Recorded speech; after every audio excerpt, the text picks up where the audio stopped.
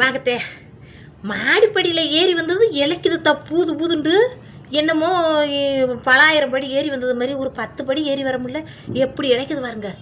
வாங்கத்தே. எல்லோரும் என்ன பண்ணுறீங்க? நல்லா இருக்கீங்களத்தே? எல்லோரும் நல்லா இருப்போம்த்தே. வாங்க.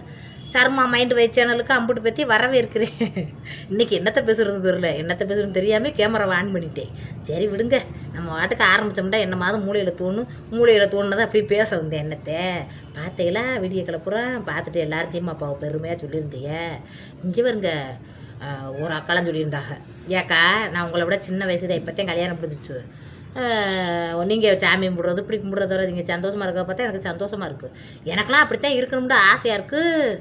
ஆனால் குடிச்சிட்டு வந்து வீட்டில் சண்டை விடுறது நடக்கும் அப்படின்ட்டு இருந்தாங்க. நெசந்தேன். பெத்த தகப்பனோ நம்ம பிறந்த வீட்லேயோ கஷ்டங்களை அனுபவிச்சிட்டா கூட சரி கொஞ்சம் குறுகிய காலத்துக்கு அப்புறம் போய் நல்லபடியாக நம்மளுக்கு நல்லபடியாக அமைச்சிச்சுன்னா நல்லா இருக்கும்டா கடவுளேன்ட்டு அதை கூட சமாளித்து வாழ்ந்துடலாம். ஆனால் புகுந்த வீட்டில் வந்து கஷ்டங்களும் கருமாயங்களும் புருஷன் நம்மளை கவனிச்சுக்கிறாமல் புருஷன் நம்மளோட இது இல்லாமல் இருந்தாண்டா அதை மாதிரி மனவேதனை வேறு எதுவும் இல்லத்தே. ஒரு பொண்ணாக யாருக்காக இருந்தாலும் இருக்கும். எனக்கு என்ன, உலகத்தில் இருக்கிற எல்லா பொண்ணுகளோட உணர்வும் அப்படி தானே இருக்கும். புருஷன் தன்னை நல்லா பார்த்துக்கிறணும், நேரத்துக்கு வீட்டுக்கு வரணும், நேரத்துக்கு என்ன செய்யறியே எது செய்யறியே சாப்பிட்டீங்களா சேலை கட்டினா நல்லா இருக்குது, பூ வாங்கிட்டு வரணும், பொட்டு வாங்கிட்டு வரணும், நம்மளாம் நான் எப்போவும் குறையில்லாமல் பார்த்துக்கணும்னு நினைப்போம். ஆனால் சீமா எல்லாத்துக்கும் அப்படி வாய்க்கிறது இல்லத்தே. நம்ம தலையெழுத்துப்படி தான் நடக்கும். நம்மளும் பொம்பளைகளும் கொஞ்சம் பாதி மடங்க பாங்குதாங்க கொஞ்சம் லாப நஷ்டங்களை சமாளித்து அப்படி கொஞ்சம் போனோம்னா மனமாற்றமும் உண்டாகும். ஆம்பளை எவ்வளோ பெரிய இப்போ ரொம்ப குடிகாரனாக இருந்தாலும் சரி, எவ்வளோ பெரிய ஆளாக இருந்தாலும் சரி, ஒரு கட்டத்துக்குத்தான் அந்த ஆட்டம் பாட்டம்லாம் அடங்குற காலத்தில் அடங்கி போயிடணும். ஆனால் அப்போ நம்ம கைவசம் இருந்து பிரயோசனம் இல்லாமல் போயிடும். என்னத்தை அதனால் மனச்சங்கட்டந்தேன். உங்கள் இடத்துல நான் இருந்தாலும் மனச்சங்கட்டந்தேன். ஆனால் சிம்மாப்பா நல்ல மனுஷன், நல்லபடியாக இருந்துக்கிட்டாரு. நிறைய பேர் வீடியோவுக்காகத்தான் தன் புருஷங்களை வந்து பெருமையாக பேசுகிறது இது பண்ணுறதுமா இருப்பாங்க. அப்படிலாம் கிடையாது. அப்படிலாம் நான் இருக்கவும் மாட்டேன். எதுக்கு பொய் என்றைக்குமே வாழ்க்கையை வாழ வைக்காது அப்படின்னு நினச்சிக்கிட்டு சோசியல் மீடியாவில் வீட்டு கதைகளை பற்றி சொல்லாதீன்னு கூட யாரோ சுபாண்டு யாரோ ஒருத்தவங்க கமாண்ட் பண்ணியிருந்தாங்க. என்ன பெரிய சோசியல் மீடியாவிலையும் இருக்கிறவங்க மனுஷங்க தானே. நல்ல விஷயங்க மக்களுக்கு நல்லதாக போகிறது, நம்மளும் இப்படி ஒரு வாழ்க்கையை வாழ்ந்துட்டானன்ற எண்ணத்தை உண்டாக்குறது, ஒரு நல்ல இதுகளை கொண்டு வர்றது நல்ல விஷயம் தத்தே. அதுக்காக நம்ம வாழ்க்கையில் நடந்த கதைகளை சொல்கிறதுல தப்பு இல்லை. தான் வாழ்க்கையில் நடந்தது தான் கஷ்டப்பட்ட கதைகளை சொல்கிறதுக்கு ஒரு வாய்ப்பு கிடைச்சதே பெரிய பாக்கியமாக நான் நினைக்கிறேன். எங்கெங்கே இருக்கிய பாருங்கள், வெளிநாட்டில் கூட இருந்து கமாண்டு பண்ணுறாங்க. நான் வெளிநாட்டில் யூகேஸில் இருக்கேன், அப்படி இருக்கேன், இங்கே இருக்கேன், அங்கே இருக்கேன். பார்த்தீங்களா? அம்புடு தூரத்துக்கு அம்புடு பேருக்கு ஒவ்வொரு வீட்லேயும் போய் கதவை தட்டி ஃபோன் மூலியமாக போய் பேசுகிறேன். என்ன அது சந்தோஷமான விஷயம் தானே. அதுக்கு நம்ம தான் பெருமைப்படணும். என்ன சொல்கிறது. அதனால் கவலைப்படாதீத்தே. நம்ம வாழ்க்கையில் அப்படி அமைஞ்சிருக்குன்னு நினச்சிக்கிட்டு வாழ்க்கையை கடந்து போவோம். ஏதாச்சும் நம்ம பிள்ளைகளுக்கு நல்லபடியாக எங்களுக்கு எனக்கு பார்த்தது மாதிரி இல்லாமல் நல்லபடியாக வாய் முருகா அப்படின்னு கடவுளை வேண்டிக்கிடுவோம். அப்புறம் அதுதானே செய்ய முடியும். என்ன சொல்கிறீங்க? வேறு என்ன செய்ய முடியும்? ஒன்றும் செய்ய முடியாது. லீவு நாட்கள் தான் 2-3 வீடியோவை ஒன்றா எடுத்து வச்சுக்கிருவேன். அப்புறம் காலையில் சோறு ஆக்கையில் போட்டு சரமாக ஓடிய சத்தை எடுக்க சொல்லி இப்படி போட்டு விடுவேன். இல்லைன்னா ஒன்றும் இது பண்ண மாட்டேன். பார்த்துக்கோங்க.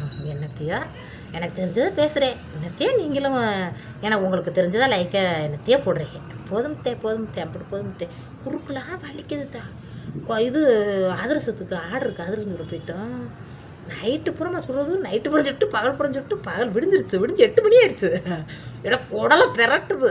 முடிச்சா இன்னும் கண்ணு முழி பாருங்க கருப்பாக இருக்குது, தெரியுதா? இப்படிதான் முடிச்ச கருப்பாக இருக்குது. எப்போயாவது ஒரு தடவை தான் ஆர்டர் கிடைக்கும். அந்த ஆர்டரை எடுத்து போடலாம்னா எங்கள் அம்மா இருட்டுக்குள்ளே சும்மா எண்ணெயை தேய்ச்சிக்கிட்டு ஏற்கனவே மரம் முறிஞ்சு மண்டையில் கொடுக்க பார்த்துச்சு. சும்மா வடையை போடுறது, சமசாவை போடுறது, இப்போ தட்டி போடுறது, இப்படி காட்டாத அப்படின்னு நீ கட்டிக்கிட்டு அது சொல்கிறது கரெக்டு தேர்ந்து மரம் முறிஞ்சு விழுக போகலன்னு நினச்சேன். அப்படியாத்தா சரி விடு, எதுக்கு ஓயாமல் காட்டிக்கிட்டு என்னத்தையே புழைக்கிறோம்னு முதையே காட்டிட்டோம். என்ன ஓயாமல் காட்டணும்ட்டு என்ன இருக்குது? தடி பாவம் அப்படின்னு நம்மளை பரிதாபப்படுத்துமா? அப்படி கிடையாது. நம்மளை மாதிரி இருக்கிறவங்க ஒரு உறுதுணையாக புருஷனை கைக்குள்ளே வச்சு நல்லா ஒரு தொழிலை ஆரம்பித்து அப்படியே வாழ்க்கையை முன்னேறி போட்டு ஒரு மோட்டிவேஷனுக்காக தத்தி போடுறது. அப்புறம் பாவம் முனியம்மா இப்படி வடை சுட்டுட்டு கிடைக்கே அப்படி நீங்கள் வருத்தப்பட்டு எனக்கு இது பண்ணுறதுக்கெலாம் கிடையாது. யார்கிட்டையும் அனுதாபம் வேணாம். என்ன நான் சொல்கிறது, அனுதாபத்தை வாங்கி என்னத்தை வேண போகிறோம்? அனுதாபம் தேவையில்லை, ஆறுதல் தேவையில்லை. நல்லபடியாக என்னை பார்த்து நீங்களும் மோட்டிவேஷன் ஆனீங்கன்னா அதுதான் பெரிய விஷயம், பெரிய சாதனை, முனியம்மாவோட சாதனை. அப்படித்தான் நினைப்பேன். சாப்பிட்டீங்களா எல்லோரும்? எங்கள் வீட்டில் அதே நைட்டில் வச்ச சாம்பார் வச்சு அப்படியே தோசையை ஊற்றி வேலையை முடிச்சுட்டு வாடி வடியான்ட்டு நல்ல மழைத்தே குள்ளுன்னு இருக்கு இன்றைக்கி தான் குளுமையா. ஃபாரினில் இருந்தாப்புல ஃபாரின்லாம் வெயில் அடிக்கத்தான் செய்யும். என்ன எல்லா இடத்துலையும் வெயில் அடிக்கத்தான் செய்யும். சூரியவாக ஒரு இடத்த விடாது, எல்லாத்தையும் சுட்டு பூசிக்கிறோம். அப்படி இருக்குது. அப்படி வாழ்க்கையில் நினச்சி கவலைப்படாதே. இப்படி நம்மளுக்கு வாழ்க்கை அமைஞ்சிருச்சுண்டு கொஞ்சம் தந்து முந்தா போதை அடிக்கிறவங்கள ஒன்றும் பண்ண முடியாது, குடிக்கிறவங்கள ஒன்றுமே செய்ய முடியாது. இப்போ ஒரு வச்சு பிறகு ஒரு வச்சு காலையில் ஓ மேலே சத்தியமாக குடிக்க மாட்டேன்னு சொல்லிட்டு மாலையில் அப்படியே மொடாக்குடியாக வந்து உண்டா நம்ம என்ன செய்ய முடியும்? என்ன அப்படித்தான் இருப்பாங்க. அவங்கள ஒன்றும் செய்ய முடியாது. போதை அடிச்சுக்கிட்டு குடிச்சுக்கிட்டு அப்படிலாம் வரவங்கிட்ட நீ சமாதானமாக பேசி எப்படியே சாந்தமாக பேசி நல்லா ஆக்கிட்டு வேடி பண்ணுமதிண்டா கஷ்டந்தேன். என்ன அவங்க இடத்துல இருந்து பார்த்தா தான் தெரியும். இங்கே நல்லபடியாக புரிஞ்சு வேலைக்கு நேரத்துக்கு வேலைக்கு போய்ட்டு நேரத்துக்கு வீட்டுக்கு வந்து நேரத்துக்கு சாமியை கூட பொட்டு வைக்க, பூ வைக்க, குளிக்க, முழுக, சோறாக்க, குழம்பு வைக்க அப்படின்ட்டு இருக்கிற முனியம்மாவுக்கு வேலைக்கு போக, வெட்டிக்கு போக, கடைக்கு போக இப்படி திரிகிறவளுக்கு தெரியாது. என்னத்தே கவலைப்படாதீத்தே, எல்லாம் நிரந்தரம் கிடையாது. யாரோட வாழ்க்கை எப்படி மாறும்னு சொல்ல முடியாதுத்தே. நம்ம கையிலையா இருக்குது, தான் மேலே இருக்கிற மேஜேசன் கையில் இருக்குது. அவர் தான் முடிவு பண்ணணும் எதாக இருந்தாலும். அதனால் எதுவும் கவலைப்படாமல் வாழ்க்கை இப்படியே இருக்கும்னு நினைக்காதீங்க. மாறிடும் ஒரு நாள் அப்படின்ட்டு சந்தோஷமாக இருங்கத்தே. குறுக்கு வலிக்குது. ஆத்தாவுக்கு சோத்தை போட்டு கொடுத்துட்டு ஆத்தா சோறுதே வேணுன்றுச்சு. மத்தியானம் 2 மணிக்கு தான் உலைய வச்சு சோறு ஆக்கினே, உங்களுக்கு 3 மணிக்கு தான் போட்டேன். அந்த சோறை போட்டால் மத்தியானம் ஆக்கின சோறை பழைய சோறை எனக்கு போடுறேன் அப்படின்னு சண்டைக்கு வருது. ஐயோ ஆத்தா அது 2 மணிக்கு ஆக்கிடுது ஆத்தா. இனி இன்னும் ஒரு உலக்கசிக்கு 1 கிளாஸுக்கு உலைய வச்சு சோறாக்கி வடித்து அதில் உனக்கு போட்டு கஞ்சியை ஊற்றி போட்டு அப்புறம் கஞ்சி போட்டுருக்கேடின்றது காலையில். அப்போ தோசையும் திங்குதில்லை. தோசையை சுட்டு ஒரு நாளைக்கு சோறு ஆக்கிடுவேன், தோசையும் சுட்டுருவேன். அந்த டயத்தில் என்ன செய்ய எனக்கு தோசையை வையின்றோம். அப்படி பாதகத்தை சண்டால பக்கா அப்படின்னு நான் நினைச்சேன். இங்கே வர்றான் உருக்கு வலிக்குதே, உட்கார முடியலை. அப்படி கடுன்னு கிடக்குது. எவ்வளோ நேரமாக அப்படியே தட்டுனது, இப்படியே தட்டுனா மனுஷ தானே மிஷினா. விடிய எண்ணெய் சட்டியில் இப்படி உட்காந்து இப்படியே தட்டுனா இப்போ உட்காரவே முடியல. குறுக்கு போய் சாச்ச முடிச்சுங்க, மெத்தையில் கட்டில் போய் படுத்த முடிச்சுங்களேன்.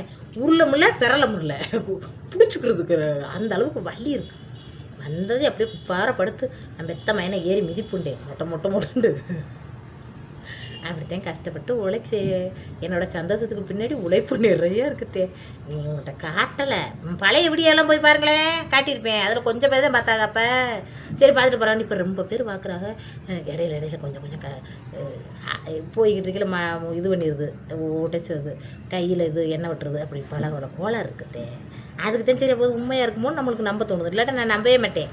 கண்ணீர் இருந்தாங்கிட்டு போ, மாலை இருக்கிற கடவுள் நல்லபடியாக நம்மளுக்கு நல்ல நேரம் இருந்துச்சுன்னா எல்லாம் சரியாக போயிடும் அப்படின்ட்டு. இப்போ இந்த மரம் குச்சிலாம் எடுத்து ஒடிஞ்சு வந்துச்சு சொன்னேன்ல, அதெல்லாம் பார்க்குறப்போ உண்மையாக இருக்குமோ அப்படின்னு நம்ம மனசுக்குள்ளேயும் தோணுது. அதுக்கு தான் எடுத்து போடலை, இல்லைன்னா போட்டிருப்பேன். பாருங்க தெரியும். சரி எல்லோரும் கவலைப்படாமல் இருங்க, நல்லபடியாக இருங்க. பெரிய ரொம்ப வேற இன்னும் கதை சொல்கிறோம்னு நினச்சி வரல. என்ன கதை சொல்கிறது? கதை அப்புறம் சொல்லிட்டேன். நீங்கள் கமாண்டரில் என்ன சொல்லுங்கள், என்ன கதை சொல்லணும், எது கொலை சொல்லணும், இன்னும் உங்களுக்கு எது வேணுண்டு. தங்கச்சிக்கு வயசு எத்தனைட்டுருதியா? 17 வயசில் கல்யாணம், 18, 19, 20, 21, 22 ஆயிடுச்சு. 17 வயசில் அவளுக்கு கல்யாணம், 22, 21 தெரில, சரியாக தெரில. கூட சொல்லிட்டுண்டா எதை சொன்னாலும் சும்மா இருப்பா, வயசை மட்டும் கூட சொல்லிட்டு போச்சு. ரணகலமாக ஆகி குமுருவா வந்து எனக்கு மட்டும் 3 வயசு, உனக்கு மட்டும் இன்னும் ஆகலையா, உனக்கு 30, 40 வயசு அப்படின்வா. நானும் வெள்ளாரவா 35 வயசை தாண்ட மாட்டேன். 10 வருஷத்துக்கு அப்புறம் கேட்டால் 35 அப்படின்லையே. என்னன்னு தெரியலையே. முதல்ல பார்த்துக்கோங்க 10, 11 கூட சொல்லிக்கிட்டே. இப்போ கொஞ்சம் நாளாகவே என்னன்னு தெரியல. 35 அப்படின்னு இருந்தேன். சீமாப்பா 35 அடியே 36 ஆயிடுச்சு அப்படின்வாரு. ஆமாம்மா 36 அப்படி.